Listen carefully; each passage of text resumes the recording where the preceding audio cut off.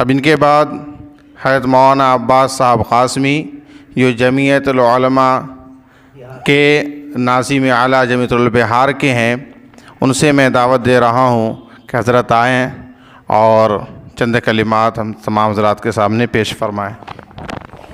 تجویز ہے ان کے سامنے بھی، ٹھیک ہے۔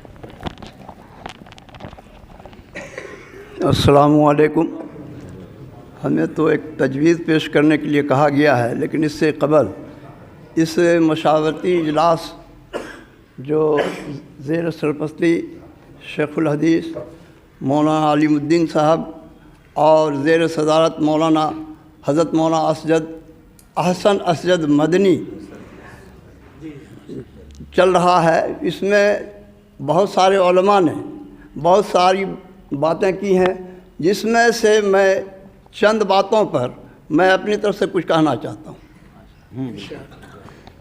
پہلی بات تو یہ ہے کہ لوگ ابھی جو ہے علماء کہتے ہیں کہ ہم گھبرائے ہوئے ہیں، مسلمان گھبرایا ہوا ہے، سفر کرنے میں بھی ڈر محسوس کرتے ہیں۔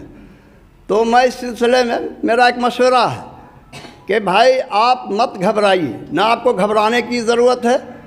اگر آپ ایک میری بات مان لیں جو سنت پہ عمل بھی ہوگا اور آپ کے اندر سے ڈر گھبراہٹ یہ سب بات ختم ہو جائے گی، وہ یہ ہے کہ آپ اپنے اندر اسلام معاشرہ کے اندر جب یہ ہے اور سنت بھی ہے، ہر مسلمان بالغ جو ہے داڑھی رکھ لے، انشاءاللہ وہ آپ سے گھبرائے گا، آپ نہیں گھبرائیں گے، سمجھا؟ صرف ایک سنت پہ آپ عمل کر رہے ہیں، گھبرانے کی ضرورت نہیں ہے۔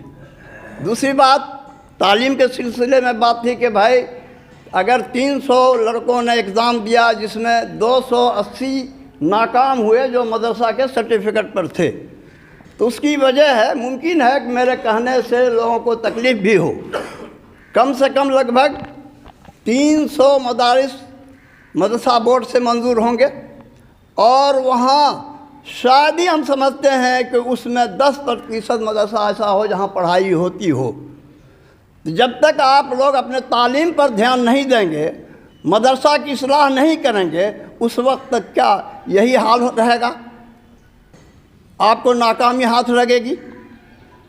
تیسری بات یہ ہے کہ ابھی مولانا ایک کہہ رہے تھے ملک ملت بچاؤ تحریک کے سلسلے میں کہ ایک وقت تھا ملک میں حالات خراب ہوئے، تو وہ 89 میں ملک ملت بچاؤ تحریک حضرت مولانا فضا ملت حضرت مولانا اسد مدنی رحمۃ اللہ علیہ کے زمانے میں ملک ملت بچاؤ تحریک چلی تھی، جیل بھرو ابھیان ہوا تھا، جس میں میں بھی انہیں جیل بھرو ابھیان میں شریک تھا، اور پہلا روز مولانا یہ سید شاہ نواز جو اس وقت کے رکشا منتری پہلے تھے کانگریس کے زمانے میں، ان کی قیادت میں پہلے روز اس میں شریک ہوا تھا، اور 5 روز تہاڑ کیمپ جیل میں رہا تھا۔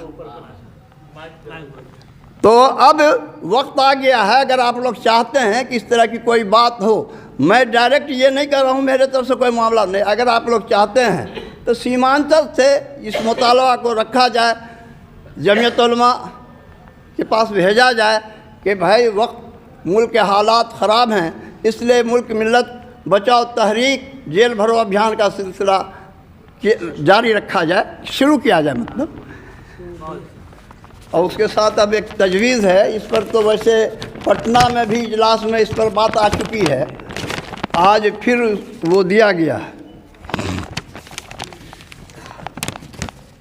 آئین ہند کی حفاظت اور قومی یکجہتی کو فروغ دینے کی صورتوں پر غور۔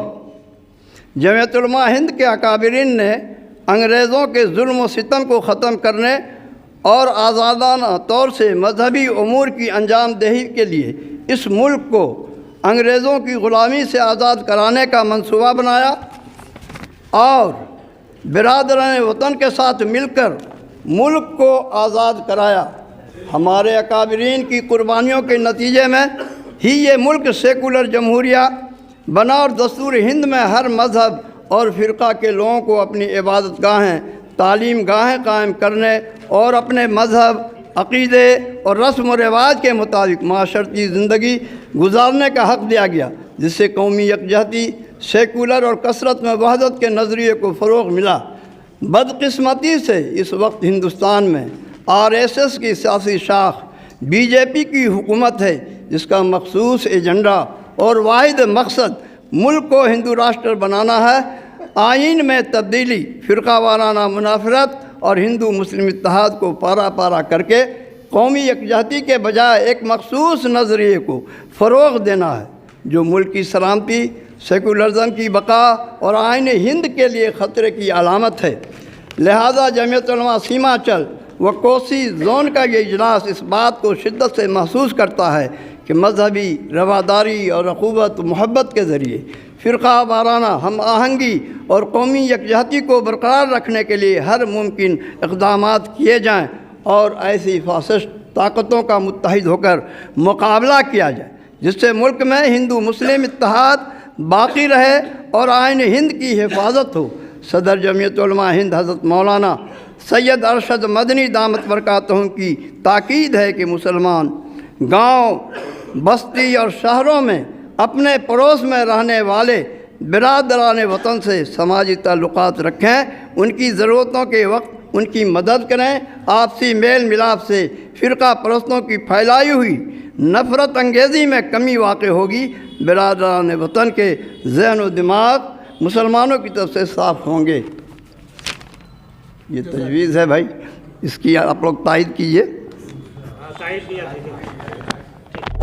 بہت بہت شکریہ دوستو، آپ نے فل واچ پورا ویڈیوز دیکھا اور ویڈیوز آپ کو پسند آیا ہوگا۔ پسند آ جائے تو اپنے دوستوں میں ضرور شیئر کریں اور لائک کریں، سبسکرائب کریں اور میری حوصلہ افزائی فرمائیں۔ شکریہ، جزاک اللہ۔ اللہ تبارک و تعالی آپ کو دونوں جہان میں کامیابی عطا فرمائے، شاد و آباد رکھے۔ پھر ملتے ہیں نیکسٹ ویڈیوز میں، اور ایک اچھے اور شاندار ویڈیوز آپ کے لیے لے کر حاضر ہوں گا۔